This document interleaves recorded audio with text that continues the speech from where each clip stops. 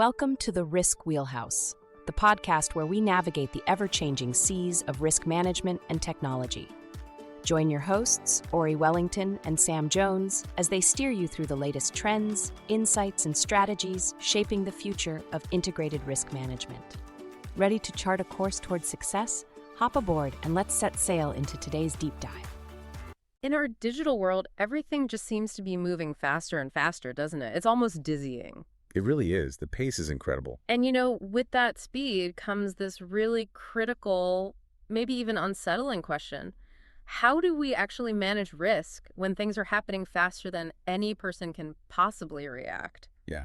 It's like trying to catch smoke sometimes. Exactly. It feels like trying to, manage a flood with a teacup. The sheer speed just overwhelms the old ways of doing things. Manual processes just can't keep pace. So today, we're going to dive deep into this really profound shift happening in risk management. We're talking about moving away from, let's say, human speed reactions. Which are often too slow. Right, too slow. And moving towards machine speed foresight and, crucially, response. This whole area is being called autonomous integrated risk management, or autonomous IRM for short. And for this deep dive, we're drawing heavily on some fantastic insights from a key source. It's called Autonomous IRM, Orchestrating Risk at Machine Speed, put together by Wheelhouse Advisors. And it really digs into how companies like CrowdStrike, for instance, are, pioneering this new era using something called agentic AI. Agentic AI. Okay, we'll definitely need to unpack that. So our mission for you listening in is pretty clear today. We're going to unpack what this autonomous IRM thing really means. We'll look at the new capabilities it unlocks. Yeah, and we'll lay out this architectural blueprint that organizations apparently need if they want to adopt it. And crucially, touch on the big challenge for companies trying to make this leap. Right, so get ready. You're going to get a real shortcut to understanding a super cutting-edge topic, one that honestly demands attention right now. Absolutely, it's moving fast. Okay, so let's start unpacking this paradigm shift. The core problem, as that Wheelhouse source points out, seems simple but profound. The speed of risk has just flown past human decision-making. Completely. We're talking about these agentic systems. They can spot an incident and react in literally seconds. Seconds. Wow. Okay, so for listeners maybe hearing this term for the first time, these agentic systems, what exactly are they? How are they different from, say, the AI alerts we've maybe gotten used to? Right, good question. So agentic AI systems, they don't just send you an alert like, hey, look at this. They autonomously assess the situation. They can actually act on it and even learn from it. So they do things. Yes, within predefined rules and parameters, of course. But they make decisions and take actions. That autonomy, operating at machine speed, is really the catalyst driving this whole shift. And CrowdStrike, you mentioned them, they're right out front with something called Charlotte AI. That's right. Charlotte AI is what they call their agentic AI architecture. It's now built into their Falcon platform. Okay. And it offers this triad of capabilities, as they put it. Agentic detection triage, agentic response, and agentic workflows. Okay, that triad sounds comprehensive. Let's take one, say, agentic detection triage. How does that really change things for a security team on the ground, beyond just getting alerts faster? What's the machine speed insight here? Well, think about it. Instead of a human analyst, maybe overwhelmed, sifting through thousands of alerts, trying to connect the dots, deciding what's important. Yeah, that sounds exhausting. It is. The agentic AI system does that triage instantly. It prioritizes, it adds context, it might even kick off some initial containment actions automatically. Sure. No human needed for that first step. Wow. So the core insight. It shifts the heavy lifting of analysis and initial action from human to machine. The human role becomes more about oversight, setting the strategy, defining the policies, not being in the weeds of every single alert second by second. Okay, that makes sense. So that triad detection, response, workflows, it sounds like it covers the whole automated response cycle. Now, how does integrating that into the bigger picture, the whole integrated risk management or IRM framework, how does that change things for the entire business? See, that's where it gets really profound. Because we're moving way beyond just smarter security alerts or faster post-incident digging. Right. These are decisions made by machines. Decisions that have immediate consequences for governance, for compliance, for day-to-day operations. Think about it. A machine action could trigger a business continuity plan or impact a third-party relationship instantly. Okay, so the ripple effect is potentially huge and immediate. Exactly. And that absolutely demands a completely new way for enterprises to oversee risk. You can't manage machine speed decisions with monthly committee meetings. Yeah, that seems obvious now you say it. So CrowdStrike, they've essentially built, as the source says, the signal and execution layers. That sounds like a huge step. It is, technologically. But if they've built that, what's the really hard part now for the, let's call it the broader IRM ecosystem? Translating those super fast autonomous security events into joined up, auditable business responses. Where are the headaches going to be? That's precisely it. It's the orchestration challenge. CrowdStrike provides the lightning-fast signal and response at the security level, the sort of nervous system impulse. Okay. But the rest of the IRM world, the business processes, the compliance checks, the operational adjustments, needs to be able to receive that signal, understand its business meaning, and then coordinate the right responses across all the different functions. Legal, finance, operations, vendor management, everyone. So connecting the security action to everything else it touches? Yes, and doing it seamlessly, audibly, and at that same machine speed. The headache is bridging that gap between the isolated security action and the fully integrated enterprise-wide risk management response. It's about weaving those autonomous decisions into the fabric of existing business policies and controls without slowing things down. Okay, that orchestration challenge sounds significant. Now, to help us sort of visualize how to tackle that, the 2025 IRM Navigator Viewpoint Report introduces this idea of 5 functional layers of autonomous IRM. You can think of this maybe as the architectural blueprint risk leaders need. It maps everything from the high-level strategy down to the real-time controls. It's designed to ensure these autonomous actions don't just happen in a vacuum. Exactly. It provides structure. Should we walk through them quickly? Yeah. Are you ready to see risk management in action? At Wheelhouse Advisors, we've launched a new YouTube channel dedicated to integrated risk management.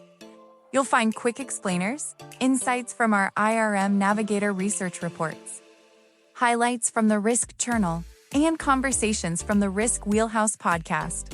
We're covering the topics that matter most to executives and risk leaders, from AI governance and cyber insurance to operational resilience and regulatory change. Every video is designed to help you anticipate risks, adapt with confidence, and build resilience in a digital-first world. In our first video, we explain how ISO 42001, the EU AI Act, and the NIST AI Risk Management Framework can work together as a unified playbook for AI risk. Subscribe today at youtube.com/@wheelhouseadv and get the latest insights delivered directly to you.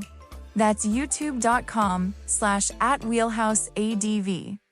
Subscribe now and stay ahead of the risks that matter most. Let's do that. Start at the top. Okay, layer 1, strategic oversight. This is the highest level. Its job is to make sure everything aligns, risk appetite, where the money goes, business priorities. It all needs to line up with the overall company strategy. And this is squarely in the realm of ERM, enterprise risk management. Correct. Primarily focused on performance and resilience. Think of it as setting the strategic guardrails, the big picture rules for any autonomous systems operating below. Got it. Okay, moving down, layer 2. Layer 2 is business orchestration. Now, this is where that coordination piece we just talked about really happens. It's about taking those risk signals, maybe from layer 3 or 4, and routing them across the right business function. So making sure the right teams get notified and act together. Precisely. Driving coordinated mitigation, making sure operational execution happens smoothly. This is operational risk management, ORM territory.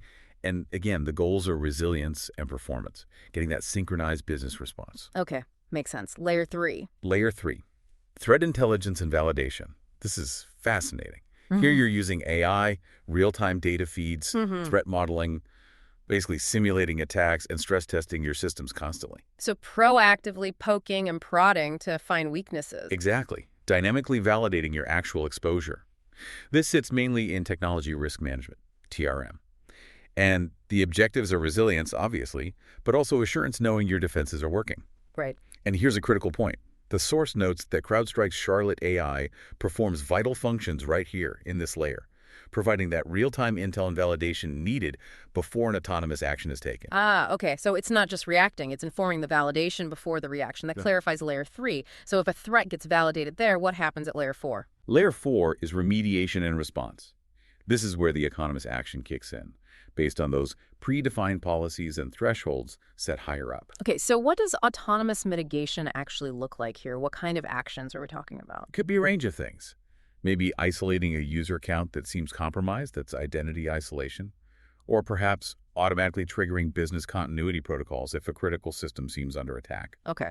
It could even involve escalating alerts or actions to third-party vendors if the risk originates with them. This layer involves both TRM and ORM, technology and operational risk, because the actions have both tech and process implications. And the goals are resilience and compliance, presumably. Yes, resilience and compliance are key. And crucially, just like layer 3, Charlotte AI is highlighted as performing critical functions within this layer 2, executing those rapid approved responses. Got it. Executing the plan. Which brings us to the final layer, layer 5, verification and audit. What's the main job here, especially when machines are doing the acting? Layer 5 is all about accountability and proof. Its purpose is capturing the evidence of what happened, what the machine did, why it did it, based on what policy. Okay, the digital paper trail. Exactly. Aligning those actions back to specific controls and providing real-time assurance. Not just for internal managers, but potentially for auditors, regulators, other external stakeholders too.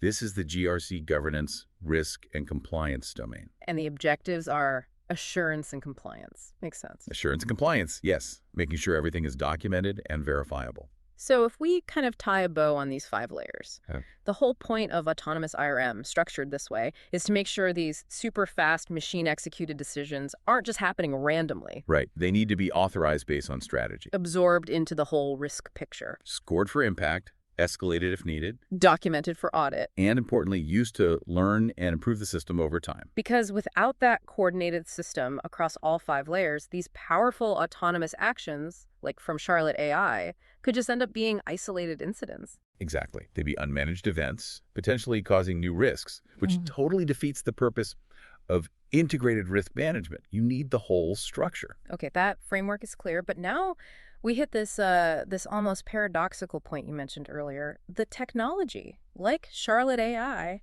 seems ready. It's capable of operating in those crucial layers 3 and 4. Yeah, the tech is moving incredibly fast. But organizational readiness, Right.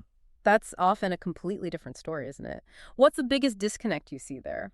That really is the crux of the matter now. The tech capability is leaping ahead, but organizations are struggling to keep up internally. And the source mentions the IRM Navigator maturity curve as a way to sort of diagnose this. Yes, it's a useful lens. Think of it as stages, moving from basic reactive risk management on one end towards fully integrated predictive autonomous systems on the other. Okay. And the key finding, or maybe the warning from the source, is that while the technology like Charlotte AI represents a catalyst pushing towards those higher stages, operating layers 3 and 4, most IRM programs today are actually, and this is the quote, stalled between coordinated and embedded stages on that maturity curve. Stalled. Okay, for our listeners, what does that stall really mean in practical terms? Is it just a slight lag, or is it a major problem preventing them from actually using these new tools effectively? What do those stages, coordinated and embedded, even look like? It's a critical choke point, I'd say. Being stalled there means maybe organizations are still just trying to get their different risk and compliance functions to talk to each other consistently. That's the coordinated stage. Silos are still a problem. Big time. They might have some automated tools in pockets, maybe in security, maybe in compliance, but they lack that overarching orchestration framework, the embedded stage, to connect a machine speed event in one area to the necessary business impact analysis and coordinated response across the whole enterprise. So they can't translate the signal properly. Exactly. It prevents them from moving beyond reacting in fragments, often at human speed, to operating as a truly integrated, resilient, and increasingly autonomous organization. The stall means they can't fully leverage the power of tools like Charlotte AI. So if the tech's ready, why the stall? Is it just about needing bigger budgets for new IRM platforms, or is it something deeper? Budget is always a factor, of course. But the source makes it clear it's often much deeper than just technology or money. We're talking about significant structural barriers. Like org charts. Yes, and cultural barriers too. How people think about risk and leadership buy-in or lack thereof. In many places, risk management is still treated primarily as an audit function. A check-the-box exercise after the fact. Pretty much. A compliance thing done periodically. It's not seen or run as a dynamic operational system that needs to be woven into the fabric of everyday business decisions and now machine speed actions. So it's a fundamental mindset shift that's needed. Absolutely. From the very top of the organization down. Which means to really get to autonomous IRM, you have to shift focus. It's less about just documenting risks after they happen. And much more about orchestrating responses in real time. And moving from looking at compliance as snapshots in time to ensuring compliance is built into the real-time execution. It's a completely different way of operating, really. Essential to keep pace. And this isn't some far-off future scenario, is it? No, not at all. The source is really clear on this. It says, and I think this is worth quoting again, this is live, production-level activity initiated by AI, executed within security platforms, and demanding immediate reconciliation across policy, continuity, third-party, and assurance domains. It's happening now. It's happening now. The autonomous actions are real, and the need to integrate them into the broader risk picture is immediate. Organizations have to adapt their IRM programs to handle this reality today. Okay, so let's get practical then. For an IRM program wanting to operate at this new machine speed, what are the concrete steps they need to take? The source lays them out, right? It does. First, they absolutely have to be able to ingest this new kind of data, the agentic telemetry, coming from systems like Charlotte AI. Okay, get the data in. Step 1. Step 2, translate that raw signal into meaningful risk context. What does this alert mean in terms of our risk thresholds? Which controls are relevant? Which business units or user personas are impacted? Add the business meaning. Makes sense. Third, based on that context, trigger the right real-time workflows. And crucially, these workflows need to cut across different IRM domains, security, IT risk, operational risk, compliance, and potentially across different software platforms too. Okay, coordinate the action. Fourth, capture the evidence. Those machine-driven actions need to be logged automatically as formal evidence for audit trails and compliance reporting. Can't lose track of what the machine did. The verification piece we talked about in layer 5. Exactly. And finally, fifth, learn and adapt. Use the outcomes of these autonomous actions, the feedback, to continuously adjust the policies, the rich models, the thresholds. It's a closed-loop system. Ingest, translate, trigger, capture, adjust. Sounds like a cycle. It has to be. That's how you build a resilient, adaptive system. And tying this back to the bigger picture, the organizations that can actually build these capabilities across those 5 functional layers we discussed. And manage to climb up that IRM maturity curve, getting past that stall point into stage 5, the truly autonomous stage. They're the ones who are going to have a serious advantage, right? A decisive advantage, I'd say. Not just in handling today's crazy fast threats, but really in designing genuine resilience for whatever comes next. They'll be architecting for the future. Okay, so let's try and bring this all together. CrowdStrike, with tech like Charlotte AI, has effectively built the nervous system, you called it. Yeah, providing that incredibly fast signal and execution capability, the detection and the immediate response. But that's not the whole story. The enterprise, the organization itself, now has the job of building the, what did this source call it? The musculature and memory. Exactly. That's the critical next step. Building the architecture, the processes, the connective tissue that takes those rapid nerve signals and turns them into coordinated, effective strength and action, embedding that capability deep within the organization's operations. So autonomous IRM, it's not really just about plugging in a new piece of AI tech. Not at all. It's fundamentally about building that connective tissue, making sure risk intelligence doesn't just sit in one place, but actually moves, drives action, and helps the entire enterprise learn and improve constantly. And the 5 functional layers give you the blueprint for that structure. And the IRM Navigator maturity curve kind of gives you the map, showing you the journey you need to take. So what's missing for most organizations right now? Well, as the source puts it so bluntly, what's missing is execution, orchestration, integration. And that execution is no longer optional, it just isn't, because the risk environment, it's definitely not waiting for anyone to catch up. That wraps up another episode of the Risk Wheelhouse. Thank you for spending time with us at Wheelhouse Advisors today. We hope you found the conversation insightful and actionable for your organization's risk strategies. Don't forget to subscribe on your favorite podcast platform, whether it's Apple Podcasts, Spotify, or Amazon Music. If you're looking for more in-depth analysis and thought leadership on risk technology, be sure to visit the Risk Tech Journal at therisktechjournal.com. It's your go-to source for comprehensive articles, expert interviews, and the latest trends shaping the industry. Subscribe today to stay informed. For any inquiries or feedback, please contact us directly at info@wheelhouseadvisors.com, or feel free to connect with us on LinkedIn and x.com and share your thoughts or suggestions for future topics. Visit wheelhouseadvisors.com for more information and resources. Thanks again for joining us. Until next time, navigate wisely.